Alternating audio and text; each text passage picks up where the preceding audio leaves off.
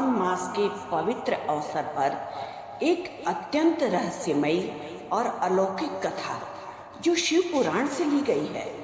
माँ पार्वती की कठोर तपस्या, शिव जी का विरक्ति भाव और अंत में वह रहस्य जिससे स्वयं शिव शंकर को भी झुकना पड़ा था।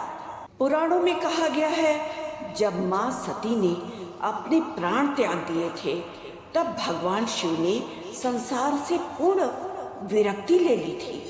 वह शमशानों में घूमने लगे, समाधि में लीन रहने लगे, संसार, विवाह, मोह सबका त्याग कर दिया।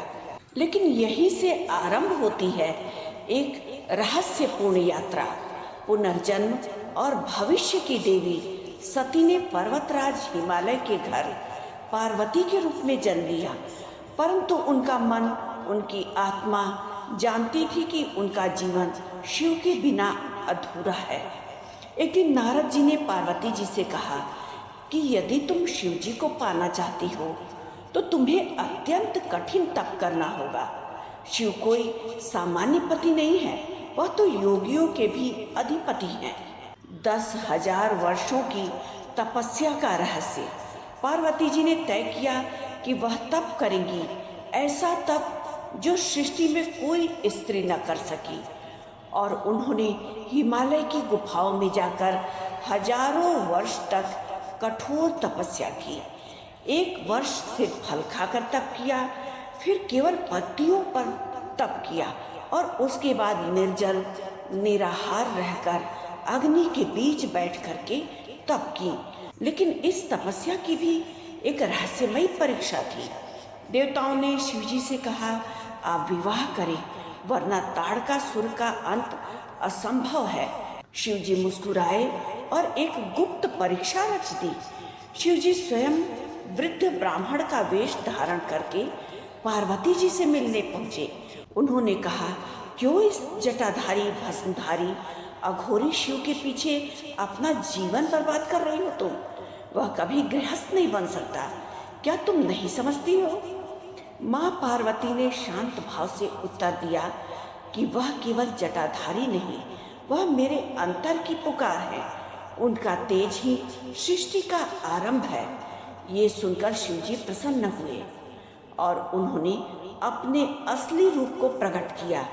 3 नेत्रों वाले शिव जी गंगा, चंद्र और नाग से सुशोभित होकर के पार्वती जी को दर्शन दिए और वैवाहिक जीवन में प्रवेश करने के लिए उनका साथ दिया। सभी देवताओं ने, राक्षसों ने, भूत और प्रेत ने। यह कथा केवल प्रेम की नहीं, आत्मज्ञान की है।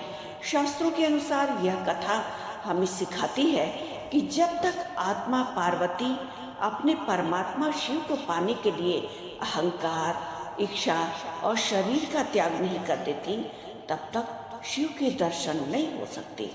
सावन का यह महीना उसी आत्मसमर्पण और भक्ति का प्रतीक है।